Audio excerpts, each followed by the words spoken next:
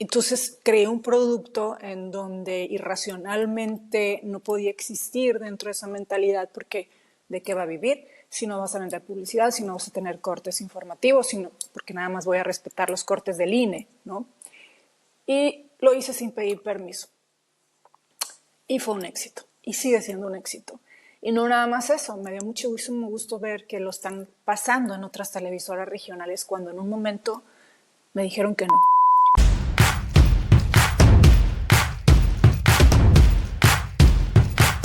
Bienvenidos y bienvenidas a un nuevo episodio del podcast oficial de Entrepreneur Innovadores. Aquí Sebastián Aguiluz, cofundador y CEO de Entrepreneur, y estoy con Elda Molina, fundadora y CEO de Comunita.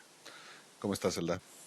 Hola, Sebas, muy bien. ¿Y tú? Encantada de platicar contigo por fin. Igual, encantado de tenerte por aquí.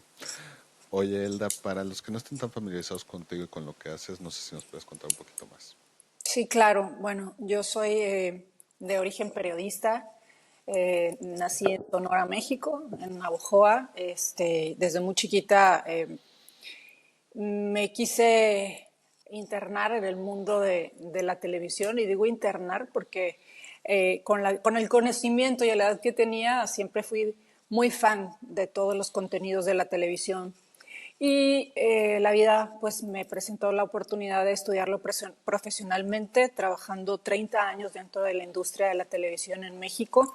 Empecé como reportera a los 18 años y de ahí pues siguió una travesía de mucho aprendizaje, conocimiento y aventura por las cadenas de televisión más importantes de México, desde Televisa, TV Azteca, Multimedios, televisoras públicas. Y bueno, al final de esta travesía de 30 años en donde recorrí muchísimos puestos, administrativos, incluso al aire. Estuve 20 años al aire conduciendo noticieros y siendo gerente de noticias, haciendo investigaciones, coordinando mesas de asignación, hasta fui subdirectora también de unas televisoras. Al final, los últimos 10 años de mi vida los dediqué a dirigir la televisora regional de Sonora y Sinaloa acá, en México. Y bueno, hace un año decidí renunciar a ese mundo, digamos, corporativo para aventurarme yo misma a ser mi propia consultora, no solamente en medios de comunicación, sino en manejo de crisis, también corporativa y empresarial, pues que es muy importante y está pues muy ligada, ¿no? Entonces, digamos que tengo un conocimiento de intermedio de las viejas y las nuevas prácticas de comunicar. Me tocó, cuando estudié en la universidad, pues no había Google, ibas a la biblioteca, empezaba Google, de hecho, empezaba el mundo digital, empezaba el tema de las redes sociales. Entonces, bueno, he ido equilibrando y cambiando no solamente mi profesión, sino mi mentalidad hacia donde se mueve el mundo. Pero conservando también las bases de los medios de comunicación y los propósitos en los que yo creo. Es así como fundó Comunita, como bien dices, que es mi propia consultora, consejería tanto de medios de comunicación como de manejo de crisis y reputación digital. No sé si traté de no extenderme mucho, pero básicamente a eso me Está dedico. perfecto. Perfecto. Oye, Elda, por ejemplo, pues tú lo dijiste, son muchos años. 30 años cambia mucho. Sí. ¿Cómo enfrentaste los cambios tecnológicos y digitales que transformaron y siguen transformando la industria de los medios? Fíjate ¿Cómo que hayas desde es una pregunta súper interesante porque por décadas los medios de comunicación, especialmente la televisión, marcaron pauta no solamente en la idiosincrasia y en la ideología, hablo específicamente de México, pero es un fenómeno mundial, en donde pues fuimos parte y fuimos consumidores o víctimas o o como le quieras llamar, pero tanto la sociedad como el medio fue responsable de crear muchos estereotipos y muchos estilos de vida que quizá en ese momento, Sebas, funcionaban, ¿no? Ya no funcionan. Y el estar en medio de cuando surge todo este boom y explosión y evolución digital, estar pues hace 20 años más o menos que empieza todo esto, un poquito más quizá, sí me di cuenta cómo esos estereotipos se fueron emigrando hacia el tribunal social, ¿no? De las redes sociales ante una plataforma interactiva que no existía, en donde el espectador o la audiencia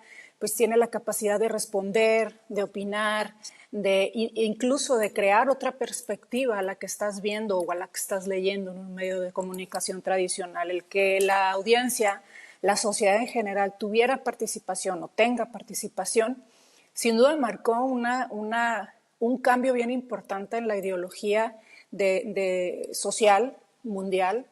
Y en este camino yo me encontré a un autor que cambió mucho mi manera de pensar, Zygmunt Bauman, no sé si has escuchado o leído. Este sociólogo hablaba de la liquidez, él acuñó ese concepto y se lo adjudicó a muchos fenómenos sociales o incluso a industrias. Y escribió libros desde el amor líquido, desde la cultura líquida, los medios líquidos, en donde se habla de la vulnerabilidad, de la fragilidad que existe en esa interacción que te hablaba, ¿no? En la interacción de los medios que antes eran los dioses, que ponían gobernadores, que quitaban, que hacían pedazos y destruían o elevaban instituciones, empresas, empresarios. De repente en ese juego mediático entró la sociedad abruptamente. Y yo creo que hoy en día estamos en un proceso evolutivo de comunicación y de formación, de reformación social, en donde hay más conciencia, sí, hay más educación en muchas cosas, hay más conexión. Hoy podemos hacer negocios desde Sonora a la India a través de Internet, lo cual era imposible hace unos años, pero donde pareciera que estamos más comunicados, pero nos entendemos mucho menos, ¿no?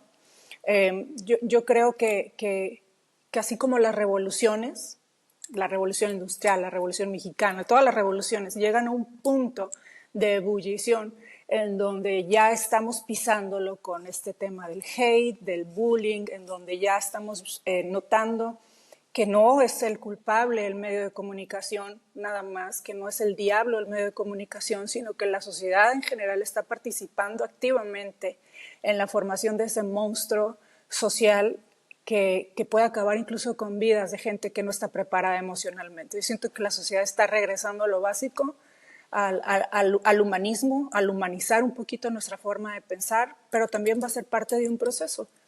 Y ese camino que tú dices, pues para mí ha sido muy enriquecedor porque me ha abierto la mente de muchas cosas, me hizo tomar decisiones de ya no seguir participando en una industria que amo, pero que dejé de creer porque no comparto ni el propósito ni las formas en las que estamos participando activamente en esa mentalidad colectiva, específicamente de México, de mi país.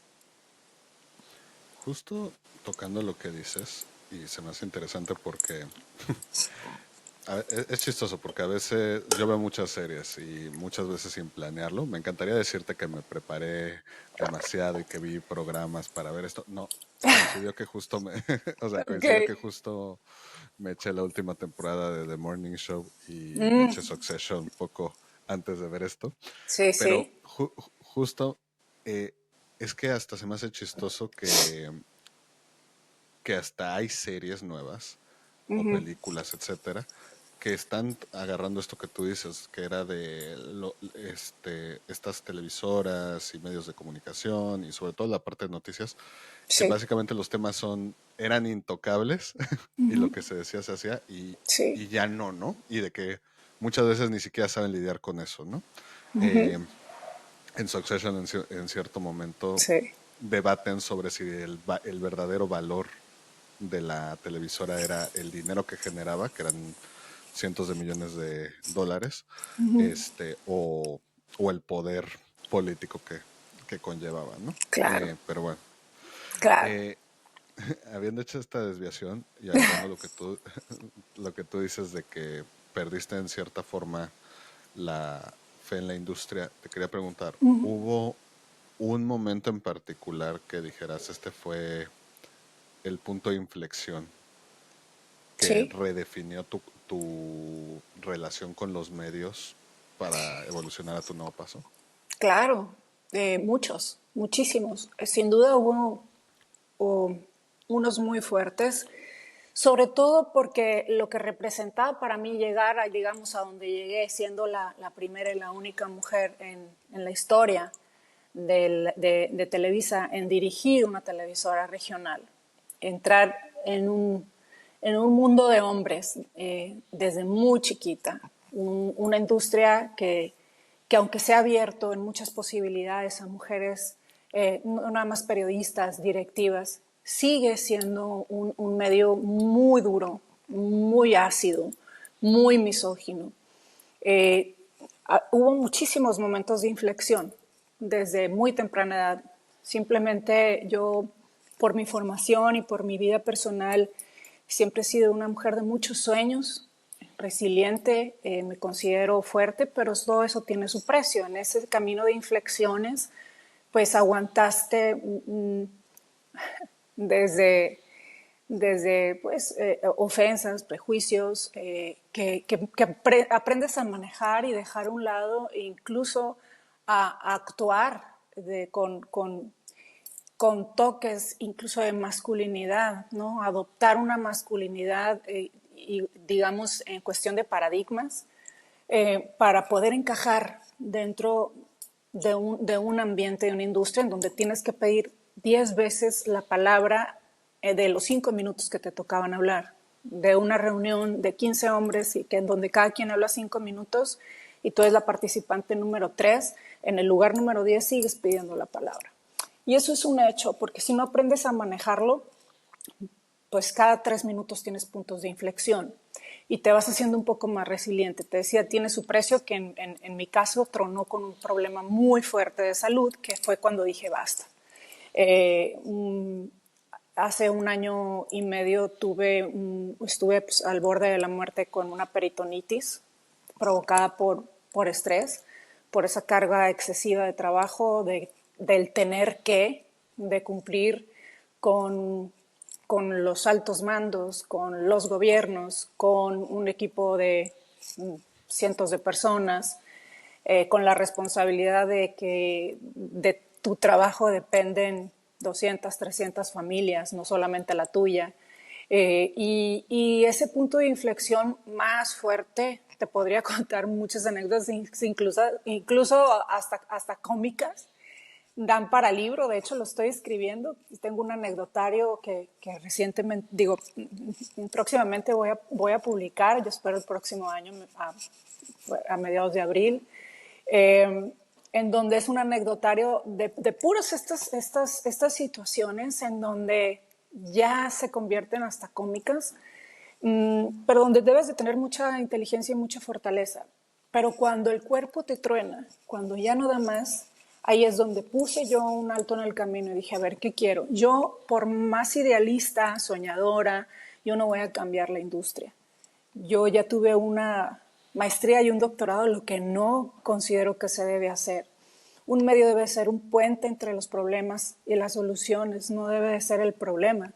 Un medio debe ser aliado de los gobiernos, no enemigo.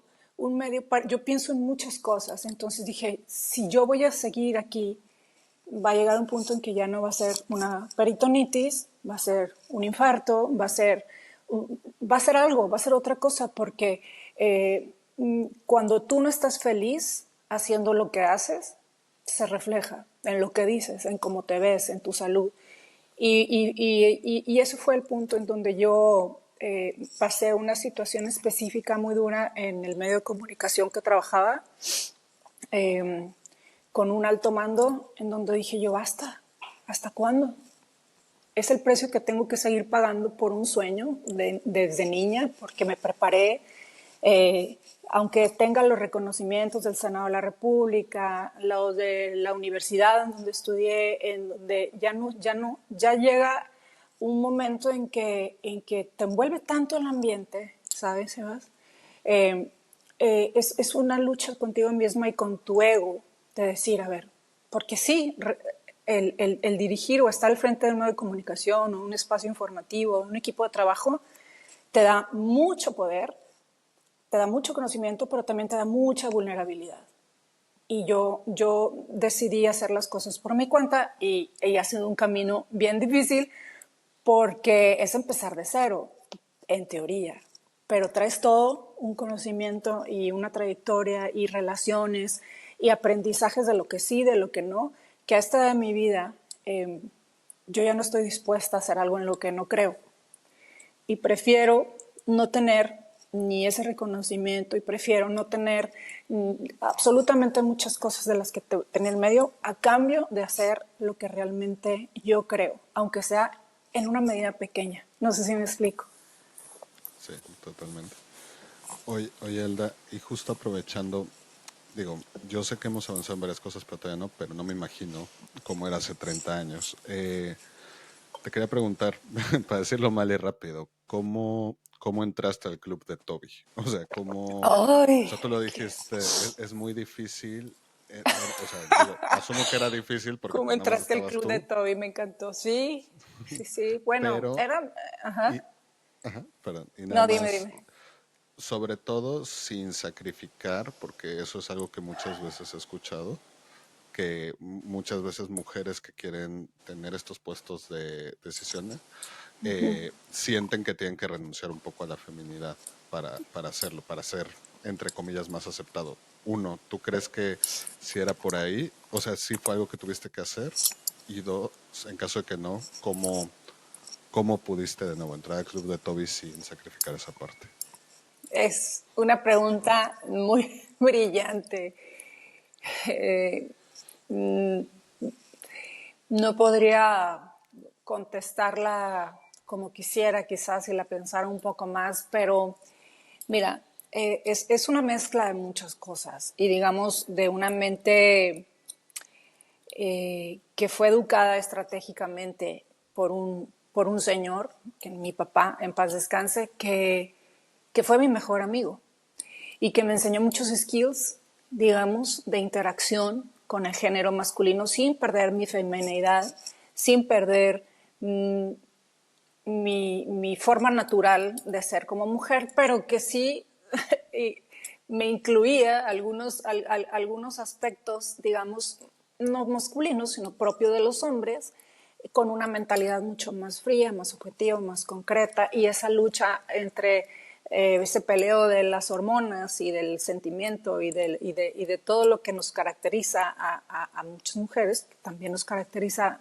de la fortaleza, bueno, es simplemente enfocar tu energía, tus pensamientos, incluso tu lógica, empatizando con el género masculino. Y es ahí donde sucede esa magia de colaboración y donde se hablen puentes de confianza y puedes trabajar con hombres sin tomar personal en que cada quien tiene su propia formación. Por eso yo te hablé de la mía.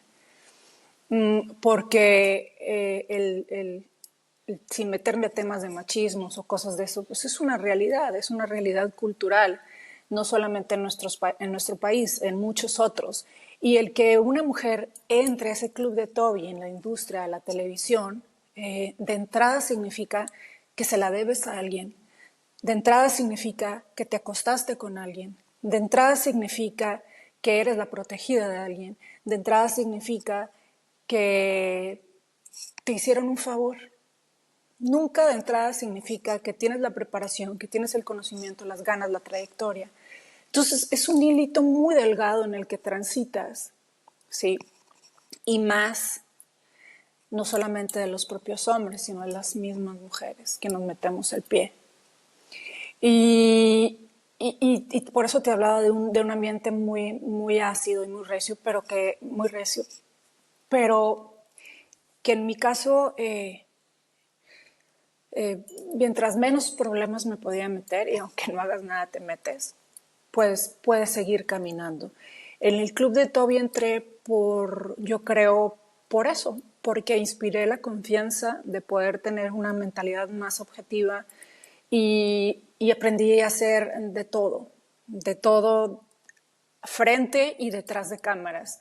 Yo sabía que en esta industria de la televisión en México, además de tener buena imagen y hablar bien, porque yo empecé a cuadro a los 18 años, 19 casi, en noticieros, imagínate, y por accidente, o sea, realmente llegué a cubrir a una persona y ya fue donde me quedé, pero fue mi manera de entrar al medio. Me di cuenta que es un trabajo de relojería, de un relojero, con mucha paciencia, de una piececita por aquí, una piececita por acá, y fui creando confianza y fui haciendo en el lazo del tiempo, a lo largo del tiempo, relaciones muy importantes con amigos que después fueron los grandes directivos y los grandes jefes y que se acordaron que había fulanita de tal que había trabajado en Televisa, en TV Azteca, en Telemax, en Milenio, y dijeron, a ver, ella trae, vamos a darle la oportunidad, porque fue un proceso de que no fui directora de una televisora de la noche a la mañana, fue un proceso que me llevó más de 20 años de estar picando piedra en diferentes televisoras, con diferentes jefes, con diferentes filosofías, muy diferentes todas, muy diferentes, y que a la fecha conservo una bonita amistad con la mayoría. Pero entrar a ese club de Toby, pues te puedo decir que sí fue un vía crucis, porque empiezas a combinar, digamos, la otra pregunta que me decías de que se puede o no se puede hacer todo a la vez. Yo cambiaría muchas cosas hoy en día si volviera a empezar, ¿no? Y cambiaría muchísimo más cosas ahora con la tecnología. Con la tecnología todo se puede, Sebas. Estamos yo en México y tú en España teniendo una conversación, como me dijiste, como si tuviéramos un cafecito. Bueno, tú me dijiste una cerveza, pero acá es muy temprano, tú ya estás de noche, entonces eso no, por eso traigo un café. Pero Aclaro que a esas horas yo no tomo. Yo no tomo.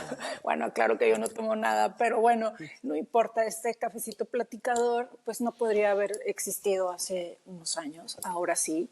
Antes tenías que irles a pedir una entrevista a un funcionario y te cerraba la puerta en la cara, a mí me la cerraron 1000 veces, yo recuerdo muy bien un magistrado y un juez que entrevisté en Monterrey, que estuve 5 horas esperando que llegara, me dijo que me iba a dar una entrevista, estuve 5 horas afuera de su oficina, entré a su oficina y él amablemente me dijo que al ratito me recibía y después me cerró la puerta en la cara y ya no supe más, pero otra hora y me tuve que ir. Entonces, hoy tú le envías un tweet o bueno, un X o lo que sea, un mensaje a ese magistrado y te lo contesta quizá en 20 segundos. Si tienes suerte, el tío Richie te contesta cualquier cosa o Elon Musk, ¿sí? Entonces, hoy las cosas se hacen diferente y ese es el problema y más importante de los medios de comunicación y de la industria de la televisión específicamente hoy en día. No entienden que el mundo cambió y quieren seguir haciendo un medio de comunicación de 1970 y la gente ya anda en otro rollo. La gente ya interactúa diferente, la gente ya opina diferente, las mentalidades de las nuevas generaciones son otras. Y por eso están tronando tantos medios y por eso hay tanto pleito entre los dueños y entre los altos directivos de las cadenas de medios o de televisión, porque se están, como dirían vulgarmente por acá, peleando el virote, se están peleando el dinero, están peleando el recurso, ¿sí? Entonces, en vez de hacerlo inteligentemente hacia donde se mueve el mundo con otro tipo de contenidos, como otros países, como incluso España lo está haciendo, como lo está haciendo Francia, pues quieren regresar a los 70, a los 80 de tener el mango y de seguir golpeando. Y en ese inter y en ese pleito, el único perjudicado pues es el espectador, es la audiencia, que sigue viendo, porque la televisión sigue siendo el medio número 1 en México. Todo el mundo tiene acceso a la televisión y además es gratis, el internet no. Entonces, el único que consume, que desayuna, come y cena los contenidos es pues el que menos poder adquisitivo tiene para tener internet y ver otras opciones de contenidos. No sé si me expliqué. Es bien interesante este viaje, pero en el club de Toby, en ese club de Toby, mis mejores amigos hoy en día y a nivel personal son hombres.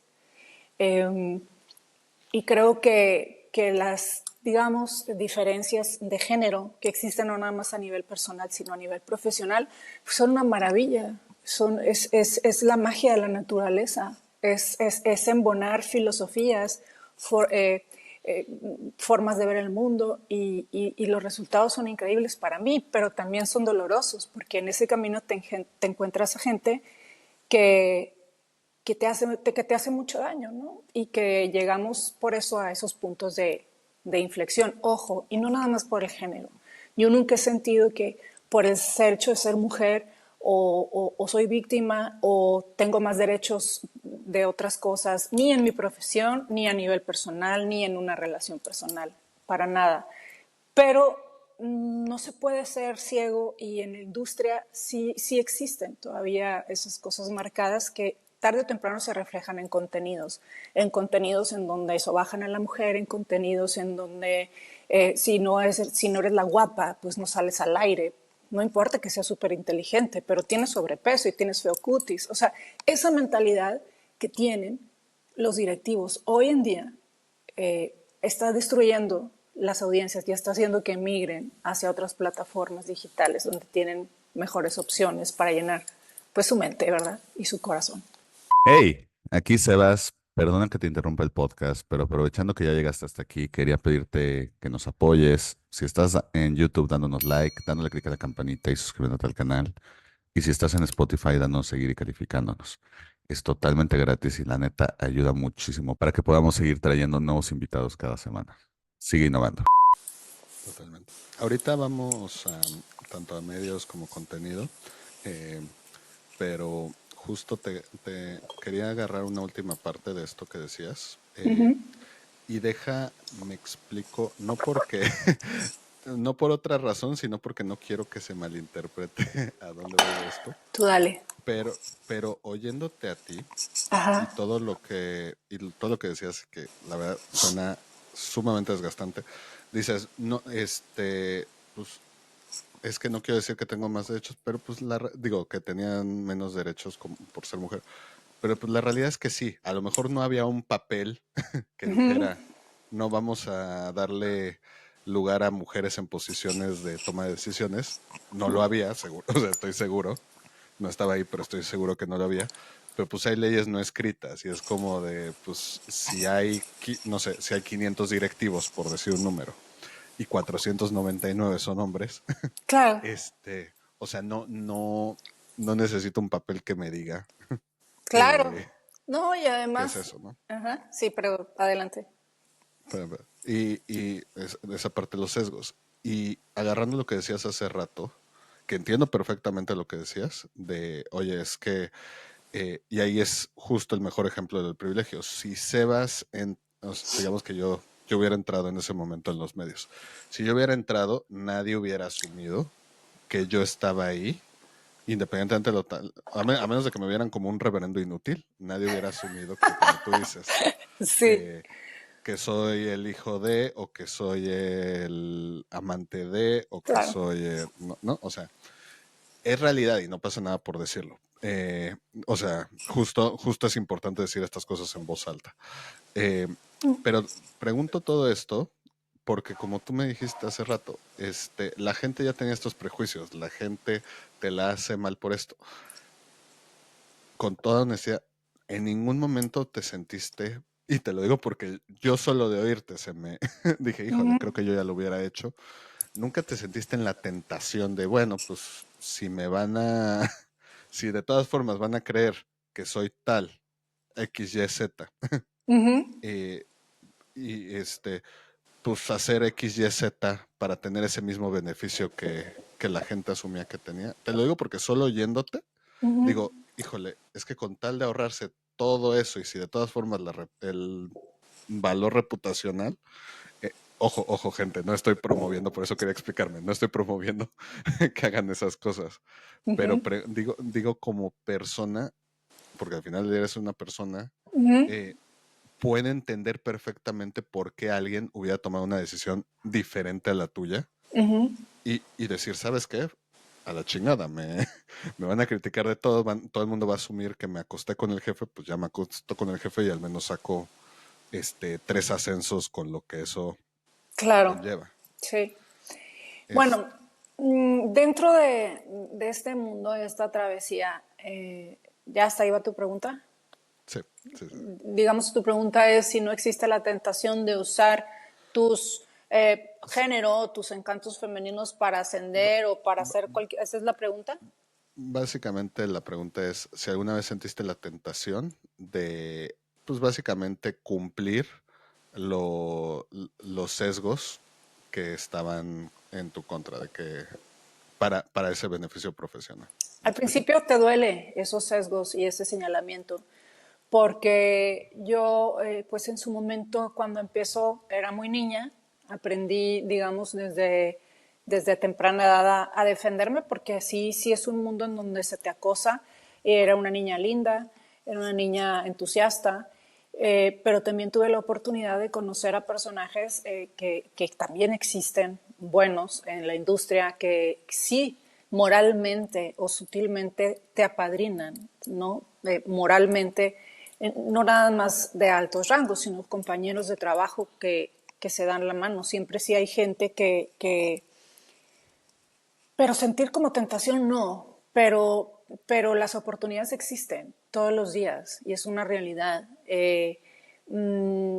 La mujer siempre ha sido, a menor o a mayor medida en X o Y industria, pues una moneda de cambio y es naturalmente una atracción, independientemente que seas agraciada físicamente o no seas agraciada físicamente, pero incluso también los hombres. Los hombres también, no es propio del género femenino el escalar, ¿no? Es homosexual y también se acostó con el productor y por eso tiene el protagónico. Sí me explico, hoy en día es mucho más común que antes, porque hace 20 años el tema de la homosexualidad, tanto en la pantalla como en la industria, era un tabú, entonces era un secreto a voces, que fulanito y que manganita y demás. Y hoy se han abierto muchísimas esas puertas, lo cual se me hace mucho más honesto.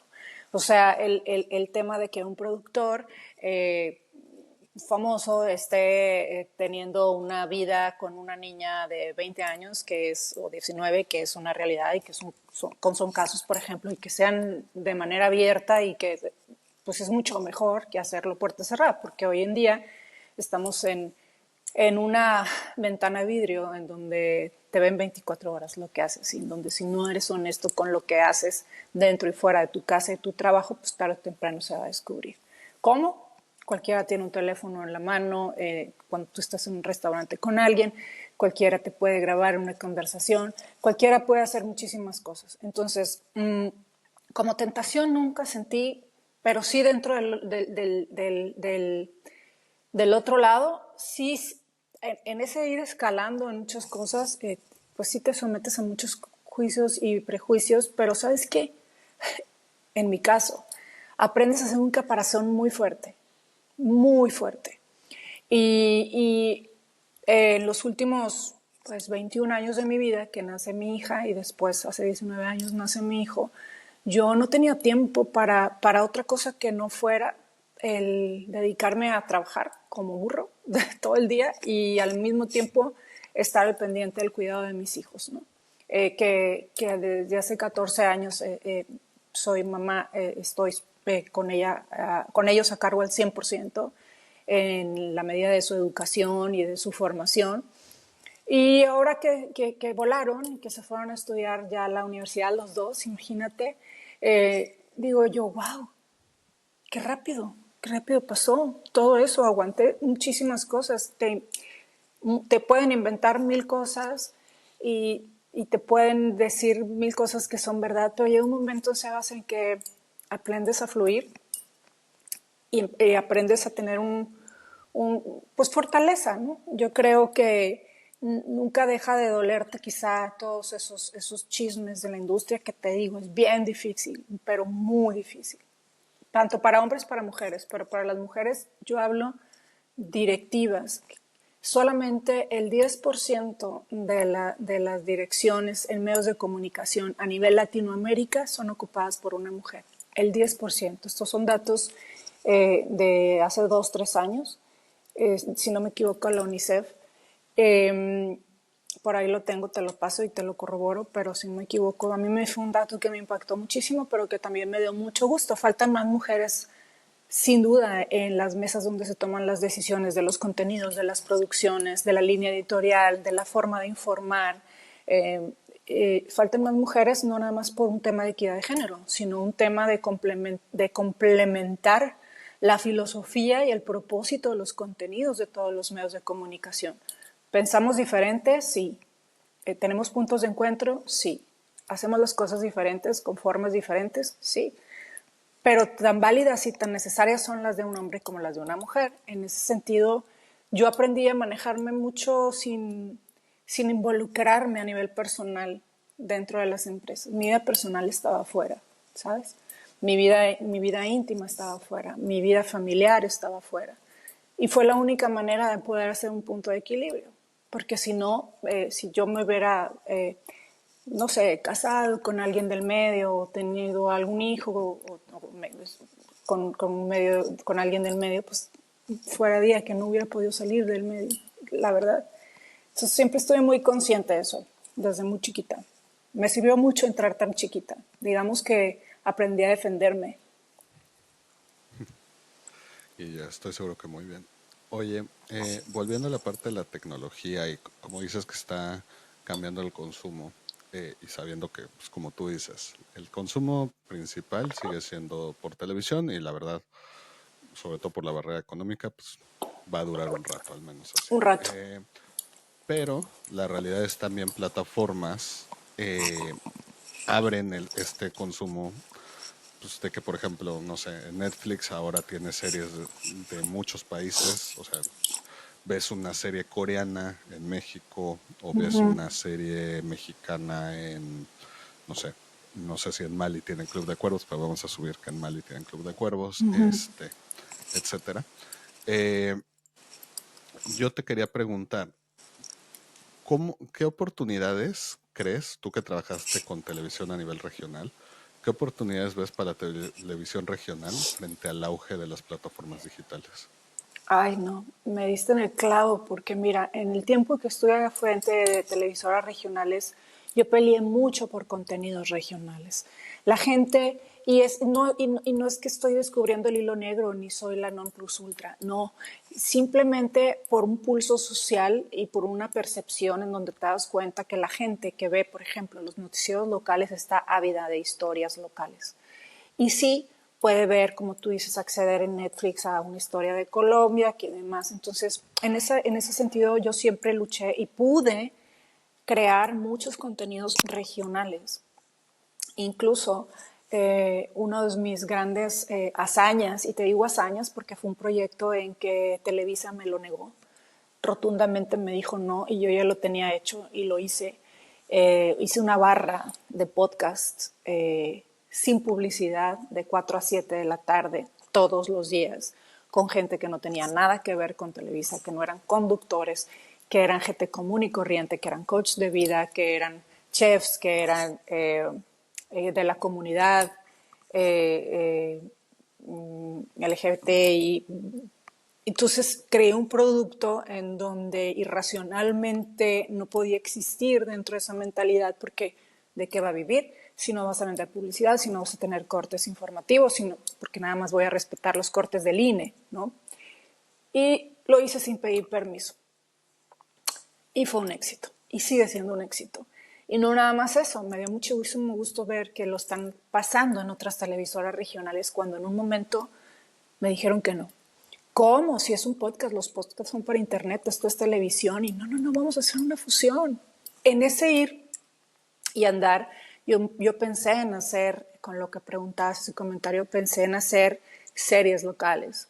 Hay muchos mitos y realidades y leyendas urbanas que sería fregoncísimo hacer las series de televisión y fueran un éxito.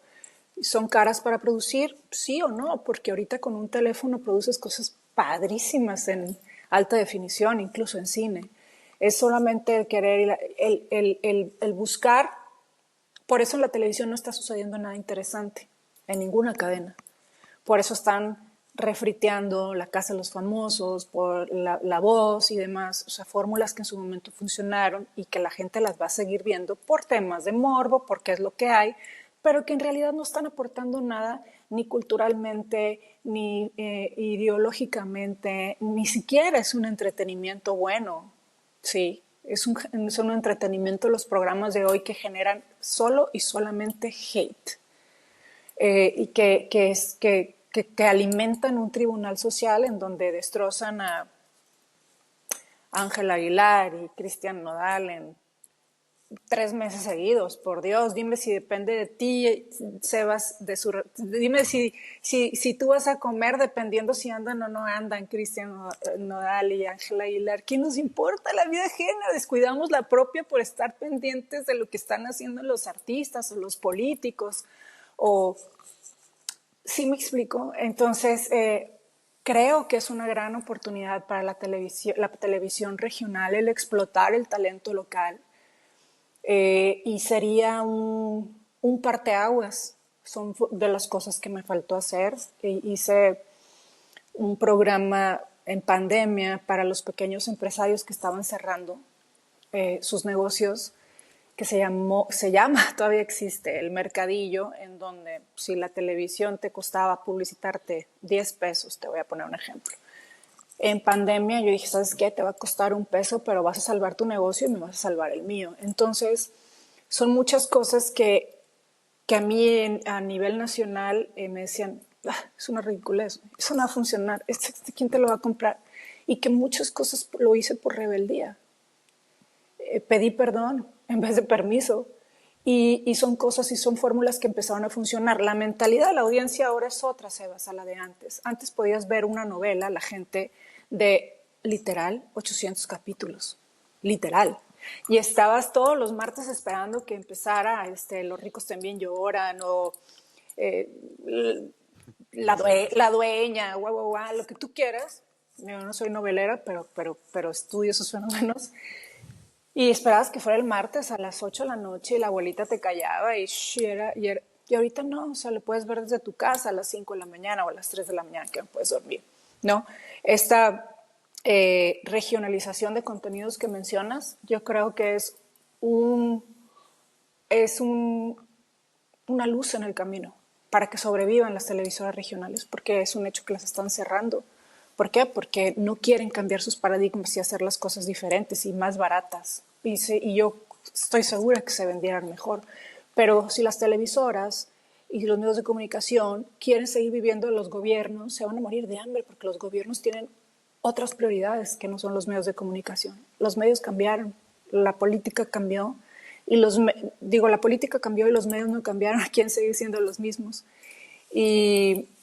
Y pues bueno, es un tema que, como te das cuenta, me apasiona mucho, te podría decir todas las cosas que pienso, pero es una súper idea el regionalizar y hacer contenido sobre todo de historias, de dramas, y que no sean narcoseries, porque de esas ya, yo creo que ya hay demasiadas, ¿no? Demasiadas. Y funcionando muy bien, por cierto. Oye, Elda, te quería preguntar por estas iniciativas que intentaste o que llevaste a cabo en Televisa y TV Azteca. Te quería preguntar, Televisa ¿cómo nada más. equilibras la búsqueda, perdón, en Televisa, cómo equilibras la búsqueda de innovación con la necesidad de preservar la esencia y credibilidad de un medio? O sea, porque al final del día, pues Televisa tiene su esencia y, y su forma de hacer las cosas. ¿Cómo mantienes ese equilibrio? Es bien difícil. Es bien difícil porque es un equilibrio que no solamente implica a nivel interno los procesos y la gente involucrada, sino también la pauta que te marca y la línea que te marca, digamos, tus jefes, como tú dices, la esencia de la marca. Y también tienes que lidiar en ese equilibrio con la percepción social y la aceptación de un producto o no. Entonces, sí es bien, yo lo que trato de hacer es conjuntar las viejas y las nuevas prácticas con gente que realmente le importa. Hay muchos gurús, hay mucha gente que sabe lo todo cuando la verdad nadie sabe nada. O sea, realmente estamos viviendo, yo soy una buscadora nata. Yo busco, investigo, busco el más creativo, busco el que piense diferente, busco el que esté rompiendo paradigmas, busco el talento. Y a veces lo encuentro en un rincón. Hubo una anécdota de una persona que cuando yo llegué a una televisora habían despedido porque esto es literal.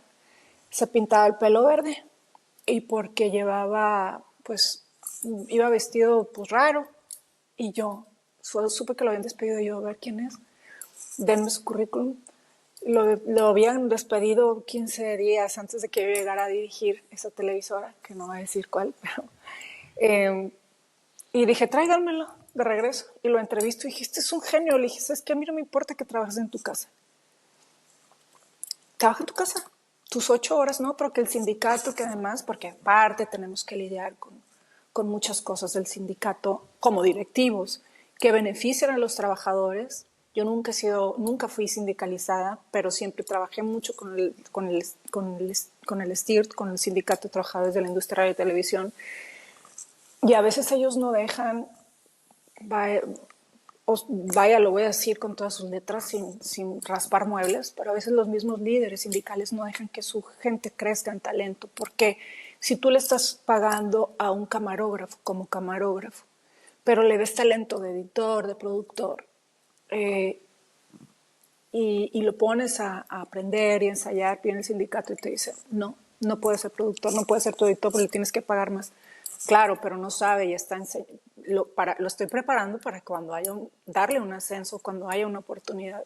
Entonces, te digo todos esos detalles porque claro que son parte del punto de equilibrio para hacer contenidos, digamos, diferentes y mejores en medios de comunicación. Hay muchas aristas, hay muchos hilitos que hay que conocer, que hay que lidiar, que hay que embonar, que hay que negociar para ver un producto final. Y por lo general nos conformamos con, con lo que sea, a nivel nacional y a nivel local. Y esto sucede, yo he tenido la oportunidad, te conté, creo que hace poco en el chat, en una plática, que tuve la oportunidad de visitar mucho España, por ejemplo, una vez al año. Y es muy chistoso porque me dicen, oye, ¿por qué no sales por aquí, no sales por allá? Pues porque veo la televisión 2 o 3 veces, 2 o 3 horas en el día, porque estoy viendo qué están haciendo, cómo lo están produciendo, de qué temas están hablando, ¿sí me explico? Y veo que en México estamos a 20, 30 años luz de eso. Espero que me toque verlo. Espero que me toque ver a más mujeres liderando medios de comunicación en este país, a más mujeres tomando decisiones, a más mujeres a cuadro. Si tú te pones a ver qué está sucediendo a un nivel general y como si fuera un globo y estuvieras viendo arriba, esta película de lo que estamos comiendo y consumiendo todos los días, la mayor parte de los mexicanos, vas a ver un mundo masculino, vas a ver un mundo lleno de estereotipos, vas a ver un mundo que está acobijando una realidad y donde hay algunos destellos de realidad, pero en los que a la gente le cuesta creer y que va a verificar las redes sociales y que va a verificar. ¿Sí me explico? ¿Por qué? Porque el equilibrio es muy difícil. ¿Cómo se encuentra? Contestándote, buscando, echando a perder, reinventando, equivocándote, siendo humilde, decir, esto lo que hice pues no está bien, hay que quitarlo.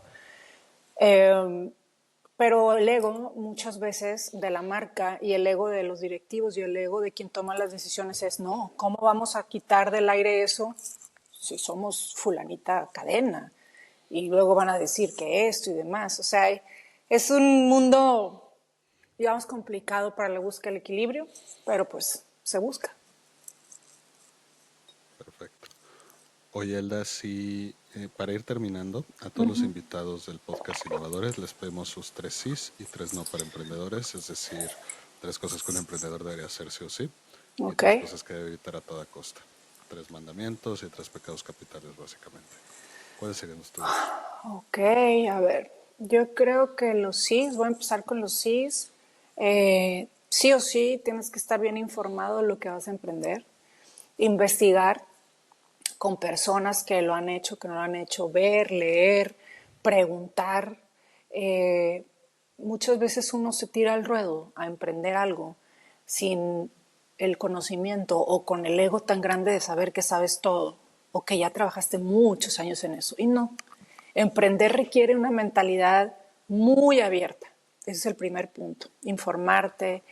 El segundo sí o sí es tener claro diferentes escenarios, creo yo, escenario A, escenario B, escenario C. Muchas veces cuando vamos a emprender nos casamos con algo y decimos, no, yo voy a hacer esto y voy a llegar aquí en tanto tiempo y voy a hablarle. Ajá, ¿y si no funciona?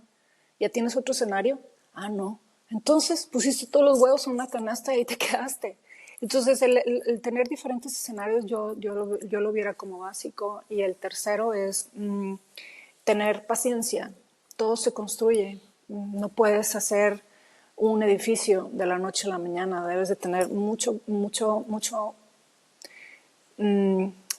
amor propio, autoestima, creer en ti. ¿Por qué? Porque vas a escuchar muchas voces cuando estés emprendiendo que te digan, oye, Sebas, qué tonto, Elda, tonta, ¿cómo dejaste 30 años un trabajo estable, que ganabas súper bien, que eras vicepresidenta de la industria de la radio y la televisión, que eras una figura, digamos, importante en los sectores políticos, una figura que, y de repente, claro, claro, o sea, ¿qué pasa? ¿Qué tiene? Eso no es la realidad.